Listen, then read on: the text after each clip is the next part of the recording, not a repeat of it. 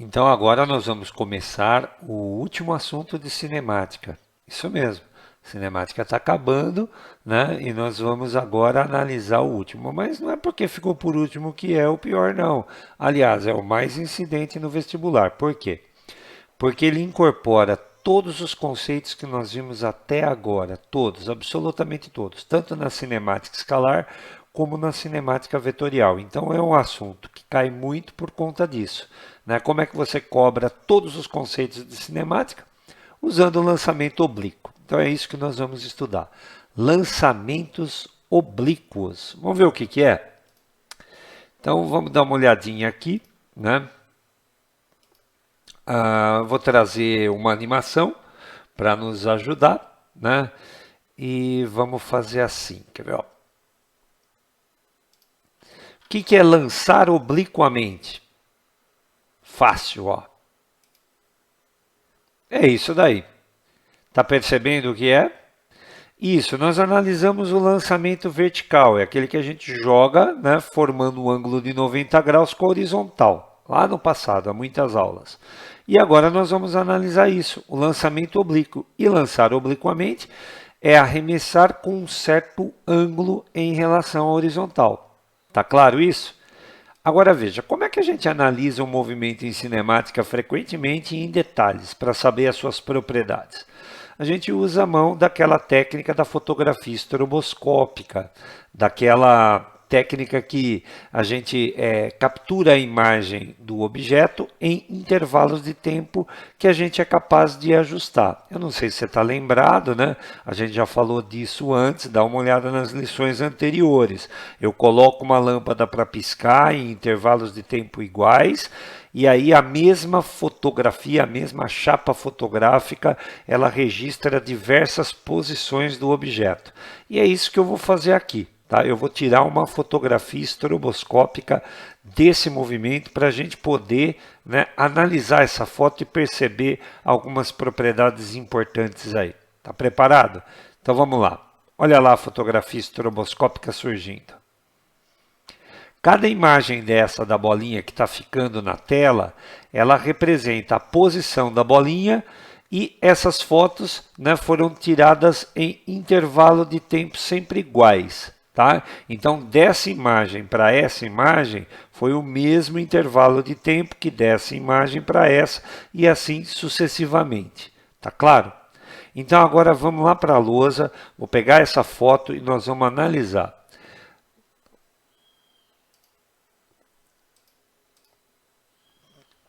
Então, estou trazendo a foto aqui para a lousa, estamos estudando o lançamento, né, oblíquo.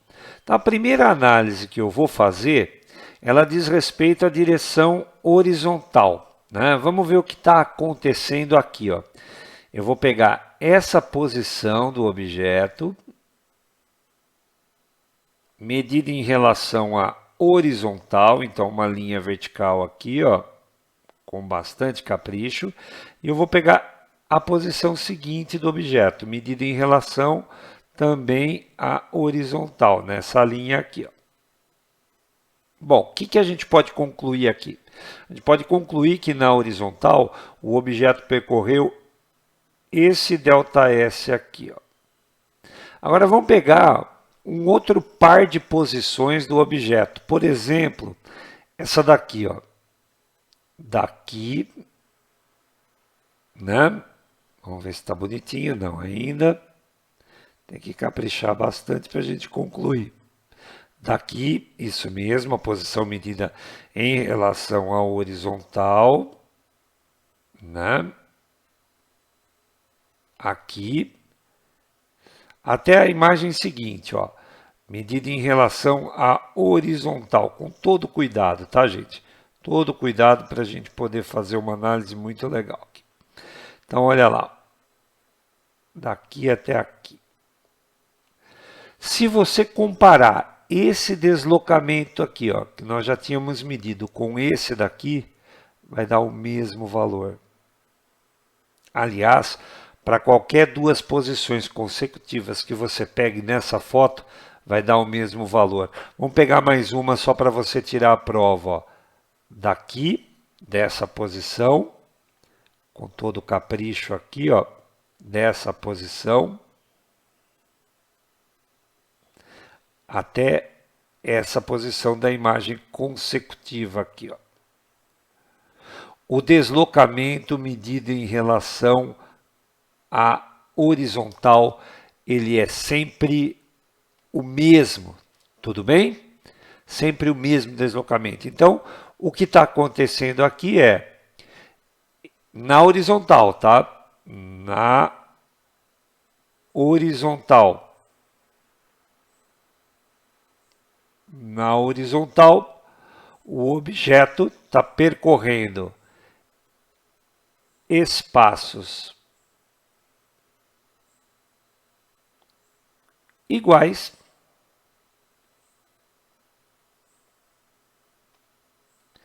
em tempos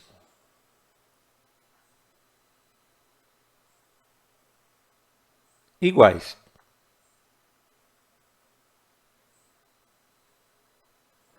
Na horizontal. Agora vamos verificar isso na vertical, tá? Será que são espaços iguais em tempos iguais? Então eu vou marcar aqui, ó, essa posição. Agora vamos medir o deslocamento do objeto em relação à vertical, tá? Então vamos pegar daqui até aqui. Então olha só o deslocamento aqui, ó. Vamos comparar com outro deslocamento, ó, dessa imagem aqui, ó.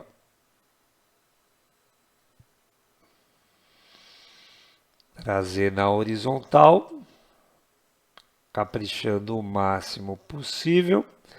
E eu vou trazer aqui, ó, na imagem seguinte. Olha só esse ΔS aqui, gente, ó. E aí? É o mesmo? Olha só, gente, aqui, ó. Esse daqui é bem grande, esse daqui nem tanto. Né? Aliás, se a gente fosse fazer uma análise da sequência, ó, eu acho que a gente poderia fazer isso, ó. Vamos pegar aqui, ó, essa posição, né? Muito capricho, essa posição aqui, ó, desta posição aqui, ó. Nota que aqui o objeto estava subindo, né? Ó. Aqui o objeto estava subindo. Nesse intervalo de tempo, ele se deslocou bastante em relação a esse intervalo de tempo aqui, né? Então, você está percebendo aqui que o objeto na subida, ó, ele está percorrendo cada vez um intervalo de tempo menor, né? Tudo bem? Tá claro? Aqui já era descida, mas olha, vai haver uma conclusão daqui a pouco sobre essas duas imagens consecutivas. O que dá para notar, que eu quero que você perceba agora, é isso. É que na vertical,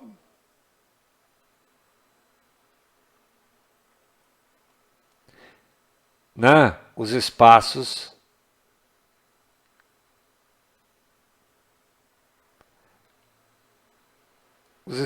são diferentes. Vamos melhorar isso daí daqui a pouco. Em tempos,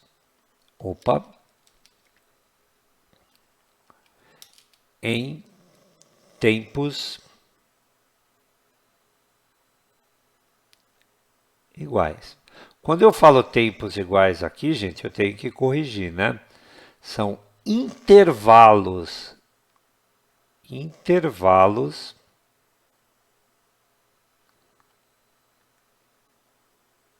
de tempos iguais. Tudo bem? Aqui é a mesma coisa. Intervalos. Né? A variação do tempo que foi a mesma. Tudo bem? Tá claro? Essa é a primeira observação, a primeira análise, né? Uma análise assim, bem descomprometida, certo? Vamos fazer agora, né, uma análise um pouco melhor. Nós temos que entender isso daqui, ó. Por que que na horizontal os espaços são iguais, enquanto na vertical os espaços são diferentes, como a gente está observando. Né? Vamos então agora partir para uma análise um pouco mais criteriosa, usando mais conceitos de física. Você já tinha observado isso antes? Então, esse daqui é só para você tirar a conclusão assim superficial do que é que está acontecendo. Então vamos lá para tentar entender esse fenômeno de uma forma um pouco mais conceitual.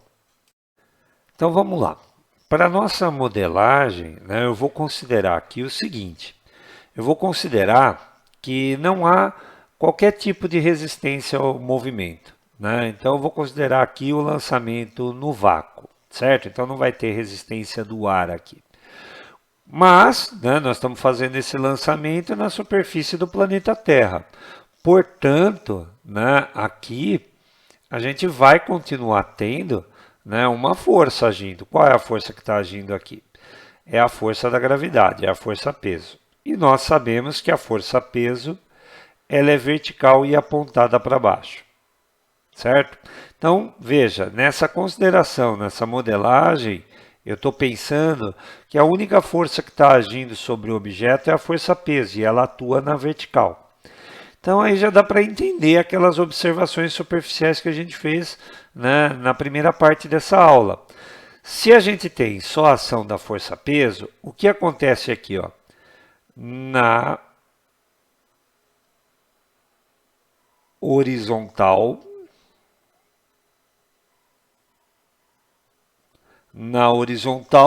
nós temos uma força resultante, né, no eixo X, vamos chamar assim, igual a zero. Quer dizer, eu não tenho nenhuma força atuando na horizontal.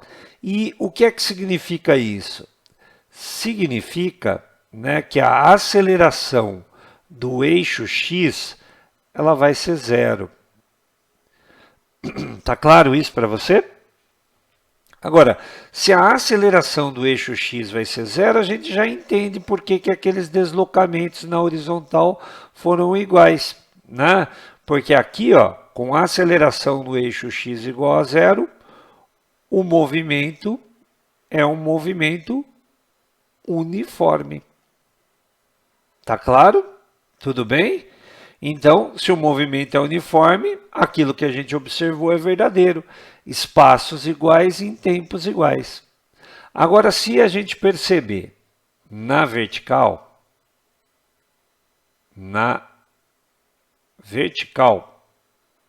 nós temos, né, a força resultante do eixo y, ela é o peso.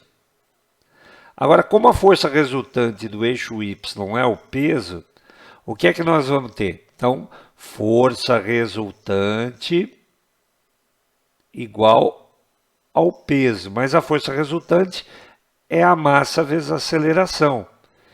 Isso daqui, então, vai ser uma massa vezes a gravidade. A massa vai embora.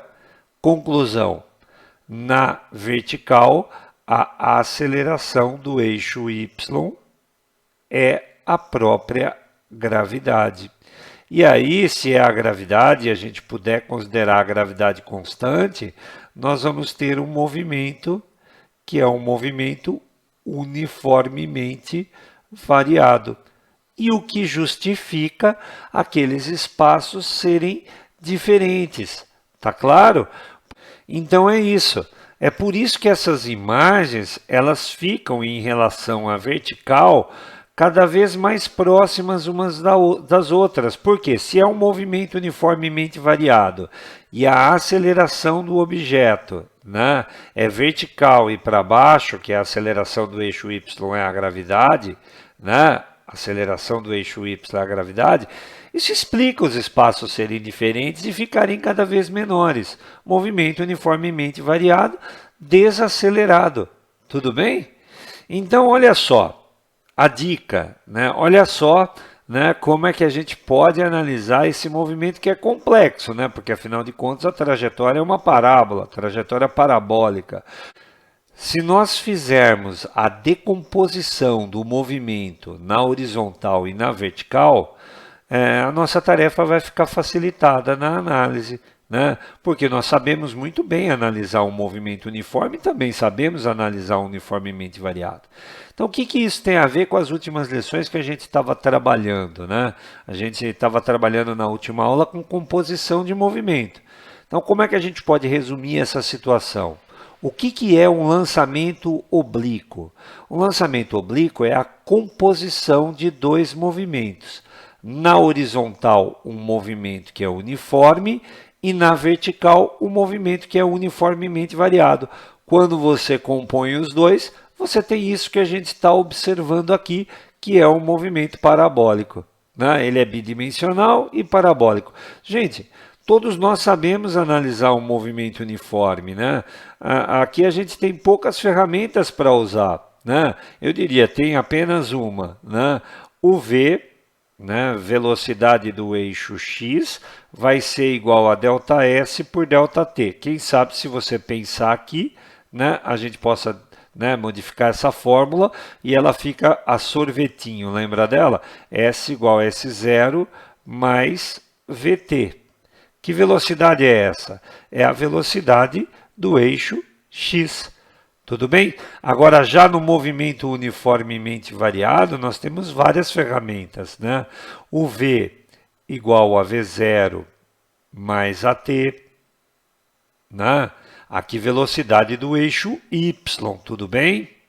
Nós temos aqui, por exemplo, o V quadrado igual ao V0 ao quadrado, né? Mais 2A ΔS, isso falando de novo do eixo Y, tá?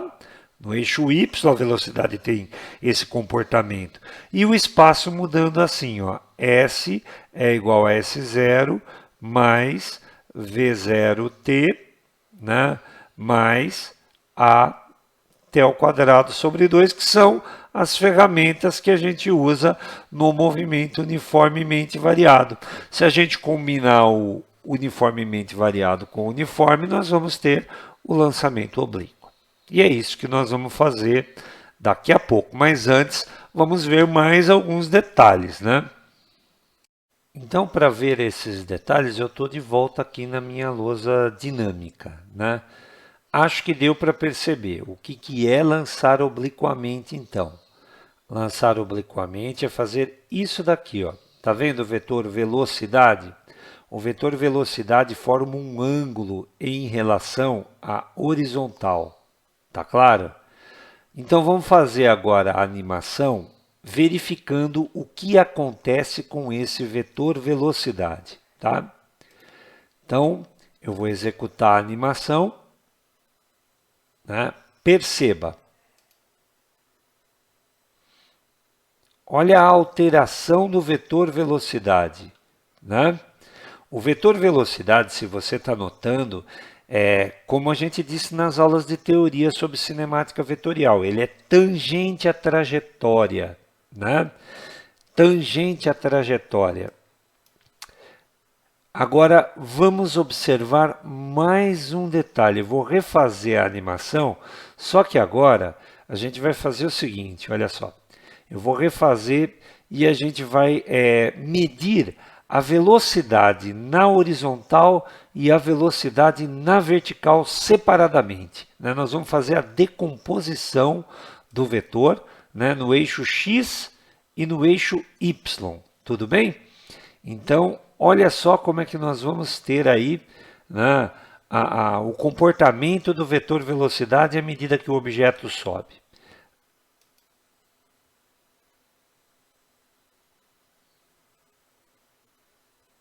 Ok? Então vamos lá, vamos já fazer a análise aqui mesmo, ó. O vetor velocidade y, olha o comprimento dele aqui, ó. Ele era grande. O que está acontecendo com o comprimento dele à medida que o objeto vai subindo? À medida que o objeto vai subindo, o vetor velocidade ele vai ficando cada vez menor, cada vez menor. Observa que aqui no ponto mais alto da trajetória, a componente y da velocidade zerou. Então, dá para entender isso, gente? Dá para entender com aquela parte da teoria que nós falamos sobre a força? Então, a força-peso está atuando na vertical, causando aceleração somente na vertical, o que está produzindo a diminuição do valor do módulo da velocidade do eixo y. Agora, se você olhar, né, na horizontal, perceba, ó, na horizontal, a componente horizontal da velocidade do objeto, ela não está se alterando, olha lá, ela tem sempre o mesmo comprimento, portanto o mesmo módulo. Olha só aqui, ó, nas figuras finais aqui, ó. Então isso significa aquela primeira observação que a gente tinha feito. Os espaços iguais se devem, né, ao fato do objeto ter um movimento uniforme nessa direção, na direção horizontal. Então, isso daqui, ó, ilustra mais uma vez as características desse movimento. Eu espero que você esteja entendendo muito bem que na subida em relação à vertical, o movimento é desacelerado e na descida em relação à vertical, o movimento é acelerado, enquanto que na direção horizontal o movimento é uniforme. Tá claro? Agora, pontos que são importantes. Né? Pontos que são importantes a respeito disso tudo. Eu vou trazer de novo para minha lousa aqui para a gente fazer alguns comentários. Se, né, a desaceleração do objeto na hora dele subir foi a mesma aceleração do objeto na hora dele descer, o que a gente pode concluir? Né? Então, olha só, aqui ó, a gente estava observando justamente isso, né? Aqui ó, é o ponto mais alto da trajetória. Deixa eu fazer bonitinho aqui, ó. E essa marcação aqui é a marcação do ponto mais alto da trajetória. Desse jeito assim, ó. Ponto mais alto da trajetória. Então a velocidade y, como nós pudemos notar, ela fica igual a zero, né? Daqui até aqui, ó, nós temos, né, essa distância daqui até aqui representa justamente, né, a altura máxima que o objeto está tendo, certo? Então ali a velocidade zero. Ele gasta um certo tempo para subir. Como a aceleração da subida é a mesma da descida, o que a gente pode concluir sobre o tempo de subida e esse tempo aqui, ó, que é o tempo de descida? Aceleração igual, espaço igual, variação de velocidade igual, então o tempo de subida, né, será igual ao tempo de descida. Outra coisa que a gente pode concluir, né? Então, para ver esses detalhes, eu estou de volta aqui na minha lousa dinâmica, né? Acho que deu para perceber o que é lançar obliquamente, então. Lançar obliquamente é fazer isso daqui, ó. Tá vendo o vetor velocidade? O vetor velocidade forma um ângulo em relação à horizontal. Tá claro? Então vamos fazer agora a animação verificando o que acontece com esse vetor velocidade, tá? Então eu vou executar a animação, né? Perceba. Olha a alteração do vetor velocidade, né? O vetor velocidade, se você está notando, como a gente disse nas aulas de teoria sobre cinemática vetorial, ele é tangente à trajetória, né? Tangente à trajetória. Agora vamos observar mais um detalhe. Eu vou refazer a animação, só que agora a gente vai fazer o seguinte, olha só. Eu vou refazer e a gente vai medir a velocidade na horizontal e a velocidade na vertical separadamente, né? Nós vamos fazer a decomposição do vetor, né, no eixo x e no eixo y, tudo bem? Então, olha só como é que nós vamos ter aí, né, o comportamento do vetor velocidade à medida que o objeto sobe.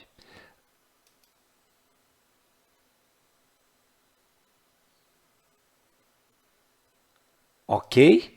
Então vamos lá, vamos já fazer a análise aqui mesmo. Ó. O vetor velocidade y, olha o comprimento dele aqui, ó. Ele era grande. O que está acontecendo com o comprimento dele à medida que o objeto vai subindo? À medida que o objeto vai subindo, o vetor velocidade ele vai ficando cada vez menor, cada vez menor. Observa que aqui no ponto mais alto da trajetória, a componente y da velocidade zerou. Então, dá para entender isso, gente? Dá para entender com aquela parte da teoria que nós falamos sobre a força? Então, a força-peso está atuando na vertical, causando aceleração somente na vertical, o que está produzindo a diminuição do valor do módulo da velocidade do eixo y. Agora, se você olhar, né, na horizontal, perceba, ó, na horizontal, a componente horizontal da velocidade do objeto, ela não está se alterando, olha lá, ela tem sempre o mesmo comprimento, portanto, o mesmo módulo. Olha só aqui, ó, nas figuras finais aqui, ó. Então, isso significa aquela primeira observação que a gente tinha feito. Os espaços iguais se devem, né, ao fato do objeto ter um movimento uniforme nessa direção, na direção horizontal. Então, isso daqui, ó, ilustra mais uma vez as características desse movimento. Eu espero que você esteja entendendo muito bem que na subida em relação à vertical, o movimento é desacelerado e na descida em relação à vertical, o movimento é acelerado, enquanto que na direção horizontal o movimento é uniforme. Tá claro? Agora, pontos que são importantes. Né? Pontos que são importantes a respeito disso tudo. Eu vou trazer de novo para minha lousa aqui para a gente fazer alguns comentários. Se, né, a desaceleração do objeto na hora dele subir foi a mesma aceleração do objeto na hora dele descer, o que a gente pode concluir? Né? Então, olha só, aqui ó, a gente estava observando justamente isso, né? Aqui ó, é o ponto mais alto da trajetória. Deixa eu fazer bonitinho aqui, ó. E essa marcação aqui é a marcação do ponto mais alto da trajetória. Desse jeito assim, ó. Ponto mais alto da trajetória. Então a velocidade y, como nós pudemos notar, ela fica igual a zero, né? Daqui até aqui, ó, nós temos, né, essa distância daqui até aqui representa justamente, né, a altura máxima que o objeto está tendo, certo? Então ali é a velocidade zero. Ele gasta um certo tempo para subir. Como a aceleração da subida é a mesma da descida, o que a gente pode concluir sobre o tempo de subida e esse tempo aqui, ó, que é o tempo de descida? Aceleração igual, espaço igual, variação de velocidade igual, então o tempo de subida, né, será igual ao tempo de descida. Outra coisa que a gente pode concluir, né? Vamos marcar aqui com cor diferente, ó. O objeto saiu daqui com uma certa velocidade, certo? Então ele veio aqui com uma certa velocidade inicial. Quando ele for bater aqui, ó, no chão, né? Quando ele for bater no chão, o que ele vai ter de velocidade? A mesma velocidade da partida, ou seja, o V final aqui é igual ao V inicial. Aliás, né, se a gente for generalizar isso daqui, né, se você escolher, né, dois pontos assim, ó, como esse daqui, ó, né, e esse daqui, que o objeto está na mesma altura, tá vendo aqui, ó? Pontos na mesma altura aqui, ó, né? O que você pode concluir sobre as velocidades do objeto aqui e aqui? Elas são iguais também. Então, se você perceber, as velocidades elas estão se repetindo na subida e na descida. Tá claro isso? Isso ajuda bastante a gente a resolver exercícios, né? Tempo de subida igual ao de descida, velocidade no ponto de altura máxima é zero, a velocidade y é zero. Vamos destacar isso, ó. Importante, né? A velocidade x, a velocidade da horizontal, gente, a velocidade da horizontal, que é essa daqui, ó, ela não muda, tá? Ela é sempre igual. Então, ó, presta atenção. A velocidade x aqui, ó, a velocidade x, ela não é zero, tá? A velocidade x aqui, ó, não é zero, tá? Diferente de zero. A velocidade no ponto mais alto é diferente lá do movimento de lançamento vertical, onde a velocidade total ficava zero. Aqui não, só a parte y fica zero. Bom, diante de tudo que a gente expôs até agora, fica evidente, né, a importância, então, da gente conhecer as velocidades do eixo x e do eixo y, né? Então, portanto, aqui, né, é importante, né, a gente fazer a seguinte operação, né, ou conhecer a seguinte operação. Essa daqui é a velocidade inicial do objeto, tá? Então, o que a gente pode fazer nessa circunstância aqui?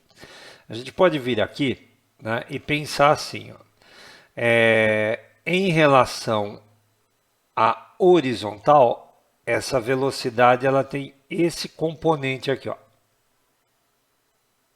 que a gente vai chamar de Vx. Nesse caso aqui, V0x, certo? E em relação à vertical, né, a nossa velocidade também tem uma componente, né, que seria a projeção da velocidade na direção vertical. Seria esse vetor aqui, ó. Né? Conhecer esses dois vetores, né, significa conhecer bastante sobre o que vai acontecer com o objeto, né? Então aqui está o nosso V0, né, que eu vou chamar de V0y. Como é que a gente encontra, né? Quais são as relações? Eu acho que a maioria de vocês já sabe todas, né? Se eu tenho esse ângulo aqui embaixo, né, ó, se esse daqui é um ângulo conhecido, ó, é muito fácil encontrar, né, qualquer uma das componentes da velocidade. Então, eu vou fazer, por exemplo, aqui, ó, né, o seno do ângulo θ. Quem é o seno do ângulo θ? Seno do ângulo θ é o cateto oposto, que é o V0y, dividido pela hipotenusa, que é o V0. Então, daqui a gente tira uma relação, né, para obter o V0y. O V0y ele vai ser o V0 vezes o seno de θ. Se você pensar em cosseno de θ, né, ó, cosseno de θ não é o cateto adjacente pela hipotenusa? Então você vai ficar com V0x sobre V0. E daí, consequentemente, você tem o V0x. O V0x ele vai ficar V0 na cosseno de θ. Eu acho até interessante, né? Quando a gente conhece o ângulo de baixo, saber as relações aqui. Eu acho que não precisa decorar, é muito fácil deduzir, né? Mas, de modo geral, uma vez que a gente vai analisar os movimentos, o lançamento oblíquo como sendo composto por dois movimentos na vertical e na horizontal, fica evidente que a gente tem que saber essas duas componentes. Uma última relação, quem sabe ela seja útil, né? O teorema de Pitágoras, ó, o V0 ao quadrado sempre será, né, o V0x ao quadrado mais V0y ao quadrado. Então eu diria que essa daqui é uma partezinha técnica importante, tendo em vista tudo que a gente expôs, né? Então daqui a pouco fazer exercício.